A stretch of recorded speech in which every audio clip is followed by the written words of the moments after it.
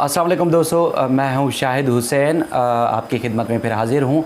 सबसे अहम तरीन दिन JITs पब्लिक करने के हवाले से एक तो सबसे पहले मैं आपको बताता चलूं कि जिस तरह पीपल्स पार्टी की हुकूमत ने सियासी फ़ायदा लेने की कोशिश की या सियासी चाल चलने की कोशिश की JIT को पब्लिक करने के हवाले से, उसमें मुकम्मल तौर पर नाकाम हुई।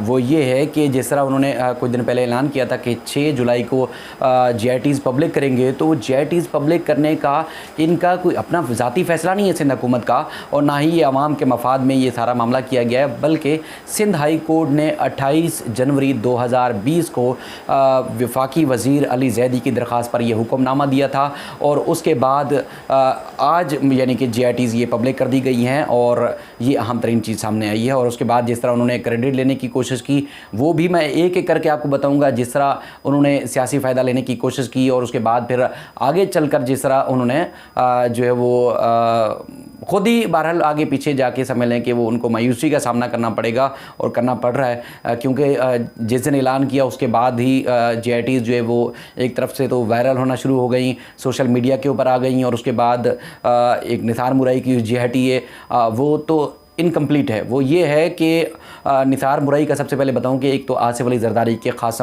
दोस्त समझे जाते हैं, बहुत पुरानी इनकी दोस्ती है। और उसके बाद उन्हीं की मरहून मिन्नत जो है उनको फ़िशरमैन कोऑपरेटिव सोसाइटी में चेयरमैन लगाया गया था। और उसके बाद जो फ़िशरमैन कोऑपरेटिव सोसाइटी में रहते हुए अरबों रुपए की करप्शन की, गैर कानूनी भर्तियाँ की और लूट घसूट की, वो तो अपनी जगह। लेकिन इससे पहले उनके जो मरासिम थे उसमें सबसे पहले जो पाकिस्तान स्टील मिल के चेयरमैन सज्जाद हुसैन कत्ल हों, हैदराबाद में टारगेट किलिंग हो और बेशुमार कत्ल गरत की गिरी की जो वारदातें थी, वो उन्होंने एतराफ़ किया उस अपनी JIT रिपोर्ट में। और JIT रिपोर्ट के हवाले से मेरे पास 2 नोटिफिकेशन है। दोनों नोटिफिकेशन में ये वाज़े है कि JIT की जो बदनीति थी JIT बनाने की, वो खुलकर सामने आई पीपल्स पार्टी की। क्योंकि पहले जिस तरह निसार मुरई के हवाले से मैं आपको बता रहा हूँ कि जिस तरह उनकी JIT बनाई गई और JIT बनाने के बाद तमाम जैसे इदारे, जैसे मैंने पहले भी आपसे अर्ज़ किया कि FS विंग होता है रेंजर्स का, ISI, IB, FIA और इस तरह तमाम इदारे होते हैं साथ में। तो उसके साथ साथ पुलिस और स्पेशल ब्रांच जो पुलिस का डिपार्टमेंट है वो भी इसमें शामिल होता है। तो 7 इदारे मुख्तलिफ जो होते हैं वो दस्तखत करते हैं। लेकिन JIT में जब सनसनीखेज़ इंकशाफात किए निसार मुरई ने, तो उसके बाद कुछ दिन बाद यानी कि 6-7 दिन के बाद साबिक SSP मलीर रऊ अनवार की सरबराही में एक दूसरी JIT बना दी गई। और उस JIT में जो पहले वाली इंटरोगेशन रेंजर्स ने की थी 90 दिन की हिरासत के दौरान जो निसार मुरई को गिरफ़्तार किया था, उसमें जो उनका पॉलिटिकल पार्ट या उन्होंने आसिफ जरदारी साहब के जो क्राइम के हवाले से या उनकी करप्शन के हवाले से इंकशाफात किए थे, वो उसमें हज़फ कर दिए गए, निकाल दिए गए। और उसके बाद एक अलग से JIT रिपोर्ट बना दी गई। उस पर किसी एजेंसी ने दस्तखत नहीं किए थे और वो आज तक JIT रिपोर्ट जो है वो गैर दस्तखतशुदा है। और आज भी जो पब्लिक की गई है उसमें सिर्फ 2 इदारों के ही दस्तखत हैं। लेकिन उसमें ख़ास बात ये है कि निसार मुरई ने जिस तरह साबिक chairman steel mill Sajjad Hussain के कत्ल का और दीगर जो संगीन सनसनीखेज़ इंकशाफात किए थे वो हटा दिए गए। यानी कि आसिफ जरदारी और पीपल्स पार्टी के क्राइम के हवाले से जुल्फ़िकार मिर्ज़ा चूँकि मुखालफत है और उस वक्त इनकी दोस्ती भी थी, तो जुल्फ़िकार मिर्ज़ा का जो पार्ट है, जो जुल्फ़िकार मिर्ज़ा के हवाले से उन्होंने बयान किया था निसार मुरई ने अपनी JIT में, वो पब्लिक कर दिया गया। और जो आसिफ जरदारी से मुताल्लिक़ है वो सारी चीज़ें गायब कर दी गई। अच्छा, इसमें एक और ख़ास बात आती है कि जब एडिशनल जज की अदालत में ये केस चला था, तो उसमें रेंजर्स के प्रोसिक्यूटर साजिद महबूब ने अदालत में एक दरख्वास्त भी दी थी कि भाई वो जो JIT बनाई गई है निसार मुरई की, वो JIT हमारे हवाले की जाए, क्योंकि वो JIT ना तो तफ्तीश अफसर के पास है ना प्रोसिक्यूशन में थी। तो इस तरह JIT रिपोर्ट गायब है, तो वो JIT दें। तो उस दरख्वास्त पर कभी भी जो है वो जवाब ही नहीं आया किसी इदारे की तरफ से। मतलब ना पुलिस ने जवाब दिया ना हुकूमत ने जवाब दिया, वो JIT मंजर आम से गायब रही।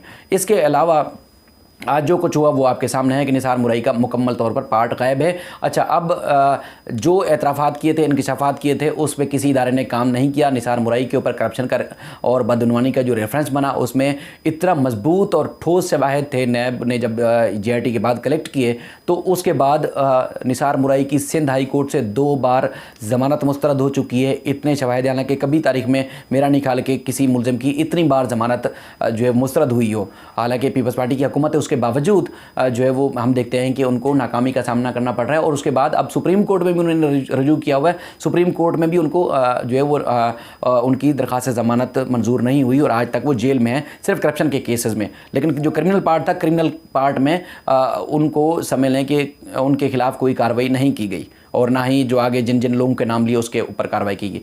हम अब आते हैं हम उज़ैर बलोच के ऊपर। लियारी गैंग वार का गैंगस्टर है और आज मैं मुख्तलिफ JIT पब्लिक होने के बाद नफीसा शाह और मुख्तलिफ पीपल्स पार्टी के जो जिस तरह सईद गनी साहब हैं उनके स्टेटमेंट सुन रहा था, वो तो क्रेडिट लेते हैं कि जैसे लियारी में अमन हमारी वजह से आया, कराची में अमन हमारी वजह से आया और जो लियारी में टारगेट किलिंग हुई और ये सारे हमारे भी कारकुन मारे गए।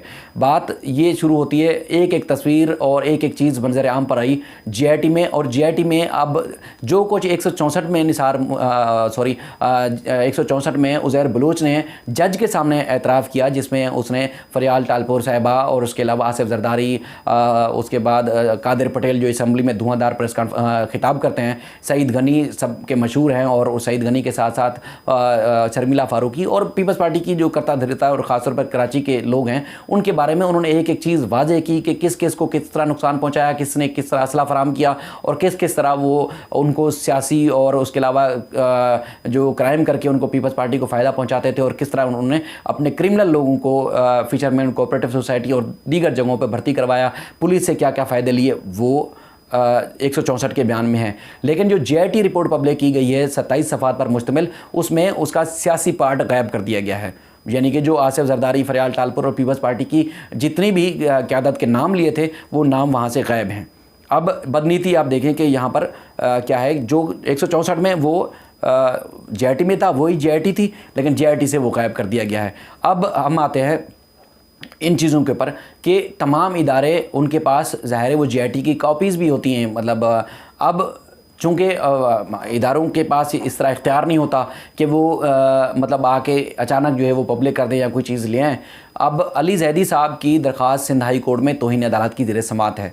अब ये एक नई समझ लें कि एक शुरू हो गई है, बात शुरू हो गई है और नया एक भूचाल आने वाला है कि पीपल्स पार्टी ने छक्का मारने की कोशिश तो की, लेकिन वो मुकम्मल तौर पर नाकाम हुई, क्योंकि जो चीज़ें अब अली जैदी के पास मौजूद हैं या 164 में मौजूद हैं या दीगर इदारों के पास भी मौजूद हैं, वो पीपल्स पार्टी ने उनको हज़फ करने की कोशिश की और दबा दिया, छुपा दिया। उसके बाद अब वो चीज़ें जब अदालतों में आएंगी तो और किस तरह रुसवाई का उनको सामना करना पड़ेगा, वो ये उनकी सोच होगी। आज वो कहते हैं कि जिस तरह उज़ैर बलोच एक मामूली सा क्रिमिनल था, उसके बाद कोई भी आके तस्वीरें बना लेता है, कोई भी आके साथ बैठ जाता है तो उनको कोई फ़र्क नहीं पड़ेगा, लेकिन फ़र्क पड़ेगा। और इस तरह निसार मुरई ने जो JIT उसने बनी थी, JIT में वो 35 सफ़ात की थी और उसके बाद अब जो पब्लिक की गई वो इंतहाई कम सफ़ात की पब्लिक की गई है। उसमें जो कत्ल गारत के हवाले से उसने आसिफ जरदारी के नाम लिए, वो बेशतर केसेस में मफरूर था, जिस तरह सजाद हुसैन के कत्ल में मफरूर था। उसके बाद ठोस शवाहिद होने के बावजूद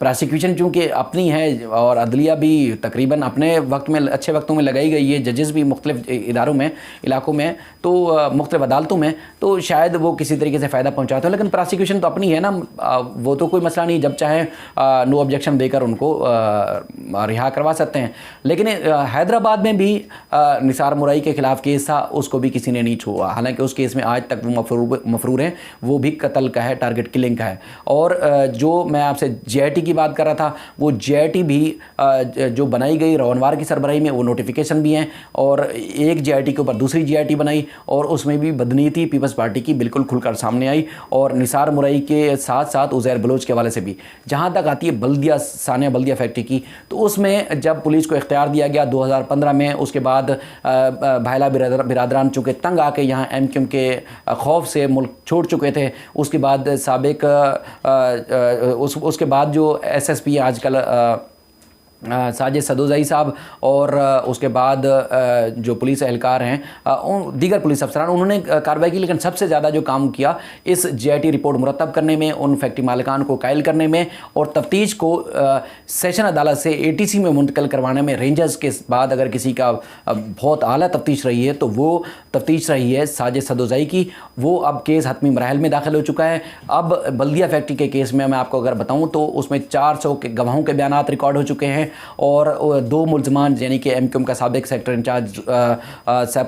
इंचार्ज रहमान भोला, ज़ुबैर चरिया जेल में हैं, रऊफ़ सदीकी और उसके बाद फैक्ट्री के 3 मुलाजमीन ज़मानत पर हैं जो मुलज़िम नामज़द हैं, और 3 मुलजमान हैदराबाद से उनका ताल्लुक़ है। एक तो अनीस क़याम खानी के रिश्तेदार हैं, उनके मुँह बोले बेटे हैं, डॉक्टर अब्दुल सत्तार अदीब इकबाल खाना में खातून, और इसके अलावा एक और शख्स जो हैं वो मफरूर हैं। लेकिन जो एक अहम किरदार जो इस फैक्ट्री के हैं वो अहम किरदार मुल्क से फ़रार हैं, हम्माद सदीकी और अली हसन कादरी ताहल फ़रार हैं। अदालत ने उनको मफरूर करा दिया है, और लेकिन केस हतमी मराहल में दाखिल हो चुका है। अब कोरोना की वजह से कोई ताख़ीर का शिकार ज़रूर हुआ, लेकिन 2-4 डेट में तारीखों पर वो केस का फ़ैसला आ जाएगा।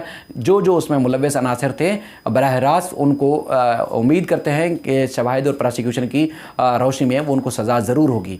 लेकिन पुलिस ने एक तो हम देखते हैं कि JITs और उसके अलावा 164 का अंबार लगा कर रखा हुआ है, और उसके बाद उस पर कोई मज़ीद कार्रवाई करता ही नहीं है। मतलब अगर GIT अगर किसी मुलज़िम की होती है तो उसके बाद जिस के बारे में इंकिशाफ करता है मुलज़िम तो उसके बारे में जाकर तफ्तीश करें, कोई तफ्तीश नहीं करता।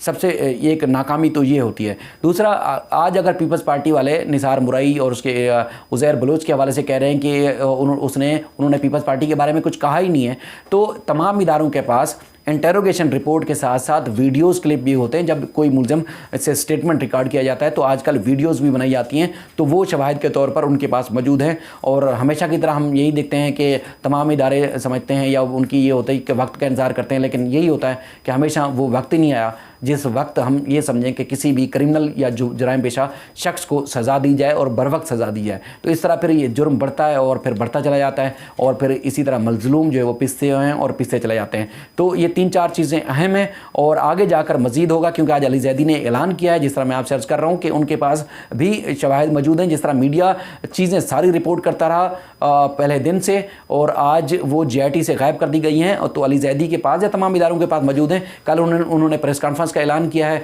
इस तरह हम देखेंगे कि कल वो क्या चीज़ लाते हैं, लेकिन उनके पास अदालतों का ऑप्शन मौजूद है, और कोई भी शहरी जाकर या अली ज़ैदी खुद अगर अदालत में, जब तौहीन अदालत की दरख्वास्त चल रही है सिंध हाई कोर्ट में सिंध हुकूमत के ख़िलाफ़, तो वहाँ पर जाकर रेंजर्स या किसी भी एजेंसी को फ़रीक बनाकर उनसे JIT की जो असल रिपोर्ट्स हैं वो मंगवा सकते हैं, और वो अवाम के सामने रखी जा सकती हैं। तो सिंध हुकूमत ने एक चाल चलने की कोशिश तो की, लेकिन वो चाल नाकाम हुई, और उसके बाद उनको उल्टा मुँह की खाना पड़ी। लेकिन अब ये पेंडोरा बॉक्स चूँकि खुल चुका है, तो अब ये लगता यही है कि बहुत दूर तक जाएगा, और उसमें सिंध हुकूमत को नाकामी का सामना करना पड़ेगा।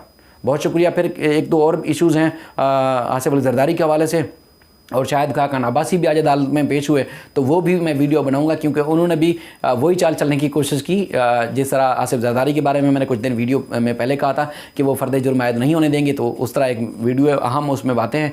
मैं चूँकि मीडिया में ये सारी चीज़ें रिपोर्ट नहीं होती, तो मैं वीडियो में आपको उससे भी बाखबर रखता हूँ। तब तक के लिए अल्लाह हाफ़िज़।